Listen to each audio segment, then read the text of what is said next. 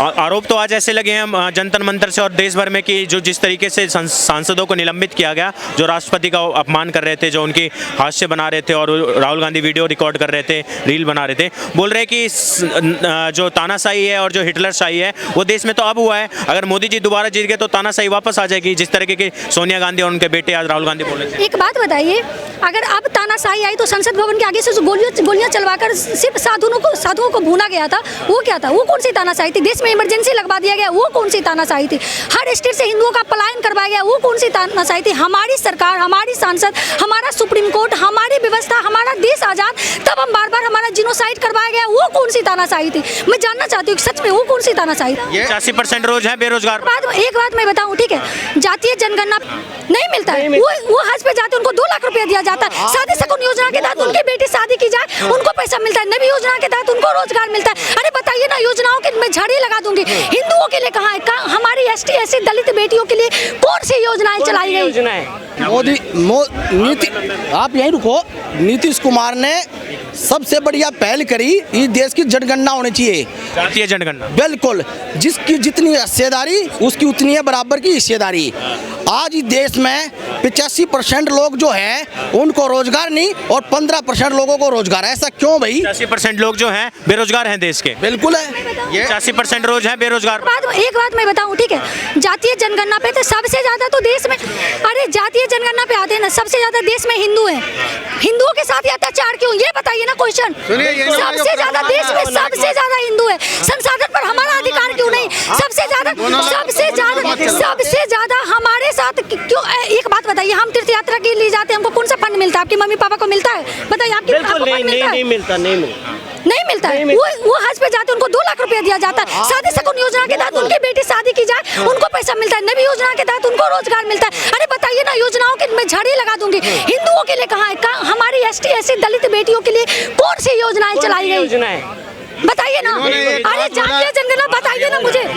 कहाँ से? पहले ये बताइए कहाँ से आप? मैं हरियाणा से हूँ। देखिए, इस देश में जब से बीजेपी आई है, बाबा साहब के संविधान को बिल्कुल दिन प्रतिदिन बीजेपी ने खत्म किया। सुन ले मेरी बात, एक बात बाद में बोलिए जब आपका नंबर आए। दूसरी बात, जो देश का संविधान है, बाबा साहब अंबेडकर की मूर्ति पुराने पार्लियामेंट में थी, क्या नए पार्लियामेंट में बाबा साहब की मूर्ति नहीं होनी चाहिए थी? नहीं लगी है नए पार्लियामेंट में, पोर्ट्रेट नहीं लगी, उनकी पिक्चर नहीं लगी। नहीं लगी। अरे आप मेरी बात सुनिए, आप मेरी बात सुनिए, आप मेरी बात सुनिए। जो ऊपर निशान था, क्या ऊपर उसकी तरफ कभी ध्यान दिया किसी ने? नहीं दिया ना आपने। ऊपर निशान किसका लिखा है? अशोक हमारा देश का राष्ट्रीय चिन्ह है। आपने कभी देखा पार्लियामेंट के ऊपर? कभी गए हो आप? देखा हो? बताइए। रही मेरी बात सुन ले। संविधान का उठा रहे हो कि संविधान का गला घोटा जा रहा है 2014 से, मैं जवाब ले लेता हूँ इससे मैम से। ये जो बोले संविधान का गला घोटा जा रहा है 2014 से मोदी से। आप सबसे पहले बाबा साहेब पे बात करती हूँ। बाबा साहब ने एक बुक लिखा था, द पार्टीशन ऑफ इंडिया और पाकिस्तान। उस बुक में उन्होंने मेजर वर्ड्स में लिखा था कि भारत में मुस्लिमों का कोई राइट नहीं है। आप प्रूफ कीजिए कि बाबा साहब मुस्लिम के सपोर्टर थे। मैं मुस्लिम का झंडा मैं दूंगी। हम लोग जंतर मंतर पे बैठेंगे मुस्लिमों के सपोर्ट के लिए, बताइए अगर हिंदुओं के लिए, हिंदुओं के सपोर्ट में अगर सरकार काम कर रही है, 3 लोगों को चुभ रहा है क्योंकि इन लोगों को मुस्लिमों के अगर हम एक बात बताइए, एक मुस्लिम जब दलित लड़कियों के साथ गैंग रेप कर लेता है तब बाबा साहब का संविधान नहीं मरता? कहाँ मर जाते हैं पॉलिटिशियन? सामने क्यों नहीं दिखते? बताइए ना। नहीं है उसका, भारत के लोकतंत्र पे राइट नहीं है। अरे शर्म कीजिए, कुछ शर्म कीजिए। मैं डिबेटर नहीं हूँ, आप जाके अपने घर में शर्म कीजिए, थोड़ा शर्म कीजिए। पब्लिक पर्सपेक्टिव पे सिर्फ सही बात रखिए। संविधान को देखिए। हाँ, इस तरह की पार्टियां देश के लिए नासूर है। आज तक इन्होंने नासूर वाली एक्टिविटी की। अगर मैं मांग करती हूँ एज ए सिटीजन कि अगर देश को बचाना है तो सबसे पहले कांग्रेस पार्टी को बैन करो यार, बैन करो TMC को, बैन करो RJD को, क्योंकि ये लोग देश के लिए खतरा है, क्योंकि इनको फॉरेनर फंडिंग है सिर्फ इस बात के लिए कि हिंदू का जिनोसाइड करवाओ। मैं एज ए हिंदू बात करना चाहूँ, मैं एज भारत की सिटीजन बात करना चाहूँ तो इन पार्टियों को विद इन 24 आवर्स बैन करना चाहिए। इनका चुनाव चुनाव आयोग में इनको निलंबित कर देना चाहिए। इनको तो वोट मांगने का अधिकार भी नहीं है। किस बिहार पे वोट मांगने आएंगे? पीओके दिलवा दिया, इस बात पे वोट मांगने आएंगे। भारत चाइना से जमीन हार गया, इस बात पे वोट मांगने आएंगे। हाँ, इनका तो कुछ वोट मांगने का इनका कुछ राइट ही नहीं है। इनके पास कोई एजेंडा नहीं है वोट मांगने का। एक बात बताइए, इनको 370 का विरोध करना था, आपको याद है? यहाँ पे कर्नाटका में दिखाया गया था, तिरंगा को रख के उसके ऊपर गाय के बछड़े को काटा गया। ये कैसा 370 का विरोध था, आप बताइए? एक पॉलिटिशियन जो देश को रिप्रेजेंट कर रहा हो, जो जनता का प्रतिनिधि है, उसे जट प्रतिनिधि कहा जाता है, उसे राइट है कि तिरंगा पे रख के गाय को काटो? तुम किसको चुनौती कर रहे हो, बताओ ना? तुम 100 करोड़ हिंदुओं को चुनौती कर रहे हो।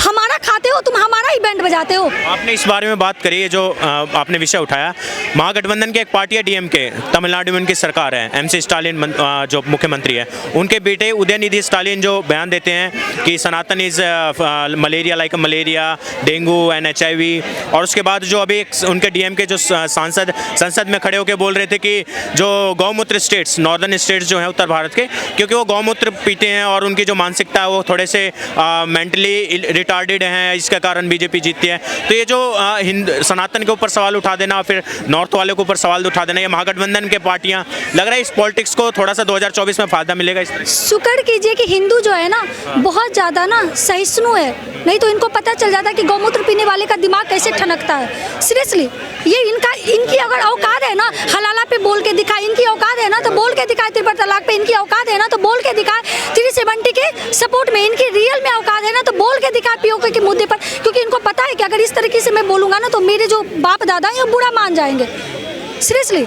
और रही बात 24 के चुनाव की, तो 24 के चुनाव में कन्फर्म मोदी जी आ रहे हैं, क्योंकि 100 करोड़ हिंदुओं का उनके साथ ना बेनिफिट है ही, और उनका एक मतलब एक अंदर से ना आवाज़ आती है कि मोदी नहीं तो कोई और कौन है। क्या नाम है आपका? मेरा नाम राजश्री है। कहाँ से है मैम? बिहार से। बिहार में कहाँ से?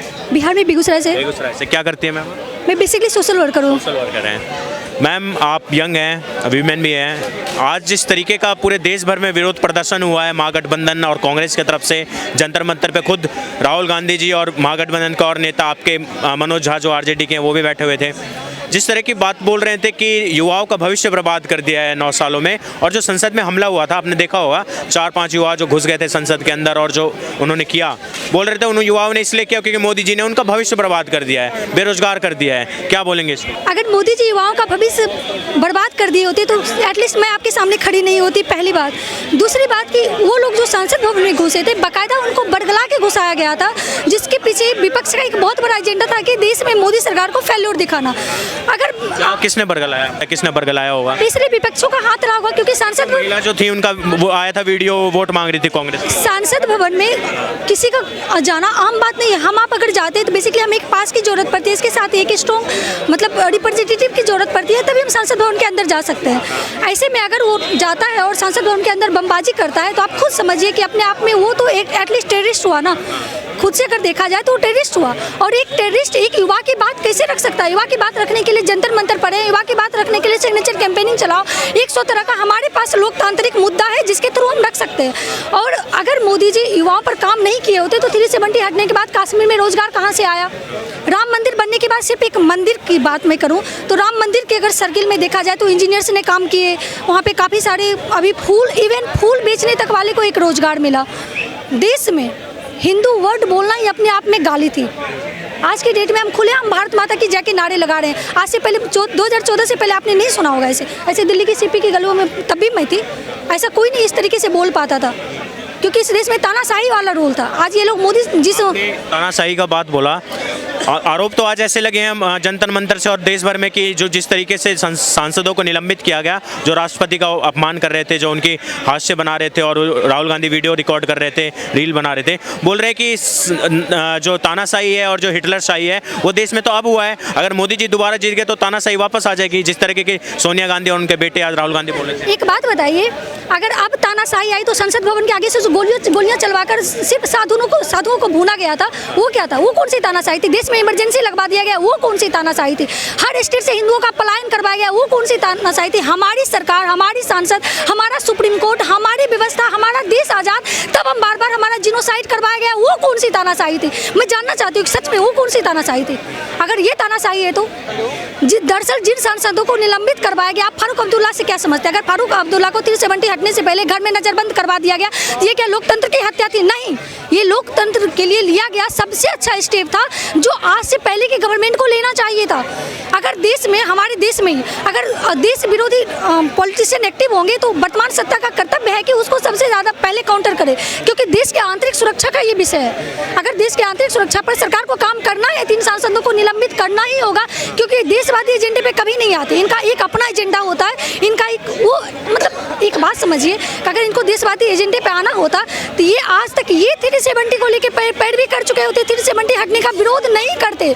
इन्होंने तो अभी कांग्रेस का प्रवक्ता एक बोल रहा था, चिदम्बरम जी ने प्रेस कॉन्फ्रेंस अभी जस्ट एक कांग्रेस का प्रवक्ता भी बोल के गया एक डिबेट में, ठीक है, उन्होंने कहा था क्या कि भारत माता की जय लगाते हुए उन लड़कों ने संसद में बमबारी की। इस पॉइंट को आप नोट कीजिएगा, इस बयान को बहुत आराम से। मतलब कांग्रेस भारत की पार्टी नहीं है, आरजेडी भारत की पार्टी नहीं है, जदयू भारत की पार्टी नहीं है। जब भारत की पार्टी नहीं है तो भारत के लोग इनको वोट ही क्यों करें? इनका तो इन पार्टियों पर तो बैन लगाना चाहिए ना। ये तो देश विरोधी पार्टियों की खुद ही कर रहे हैं। इन लोगों को आज के डेट में देखिए, पीएफआई का जो स्लीपर सेल था, किस तरीके से मोदी सरकार ने उसको ध्वस्त कर दिया। आज के डेट में पीएफआई का एजेंट बहुत हद तक कंट्रोल किया गया। जब दिल्ली में जब हिंदुओं को मारा जा रहा था, 2020 का दिल्ली हिंसा आपको याद होगा, जब दिल्ली में हिंदुओं का जिनोसाइड करवा रहा था, तब ये लोग कहाँ थे? क्या इनका आवाज़ दिल्ली से छीन गया था?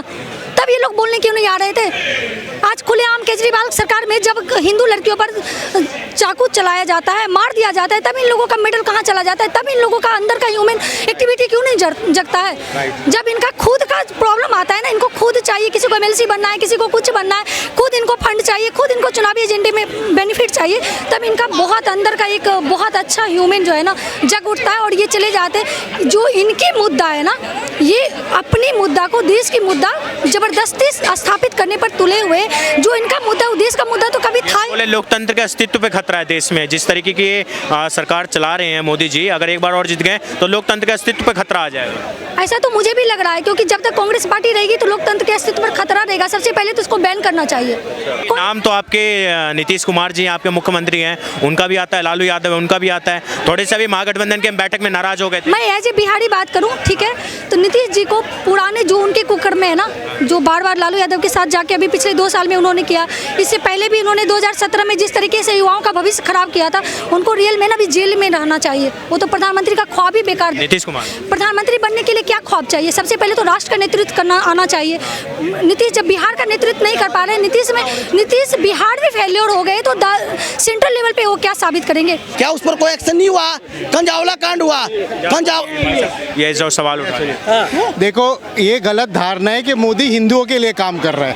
मोदी सबके लिए काम कर रहे हैं। मैंने देखा मुस्लिम बोल रहे थे कि जो संविधान है उसका गला घोटा जा रहा है 2024 से, संविधान का आत्मा को खत्म किया जा रहा है। संविधान का गला तब घोटते थे जब राज्यपाल के थ्रू पूरी की पूरी सरकार बर्खास्त कर देते थे। आप देखो कांग्रेस के टाइम में कितनी बार बर्खास्त हुई है। एक बात बोला, संविधान का गला तब घोटते थे जब एक को चीफ कमिश्नर बना दिया, एक को आपको इलेक्शन कमिश्नर बना दिया, फिर बाद में एमपी बना दिया। ये खेल होता था इंदिरा गांधी का। पनौती आप देखिए ना, क्या इस देश का काला धन लाया मोदी? नहीं लाया। क्या नोटबंदी में कुछ फायदा हुआ देश को? नहीं हुआ। महंगाई घटी, जीएसटी पे कोई आपका जवाब आया मोदी का? 2 करोड़ नौकरी पे बात आई मोदी की। अच्छा, डीजीपी पाई कभी बात है? अच्छा, बैंक में घोटाला है, ये महिला। हाँ, आप बताइए। जीडीपी बोल रहे हैं आप?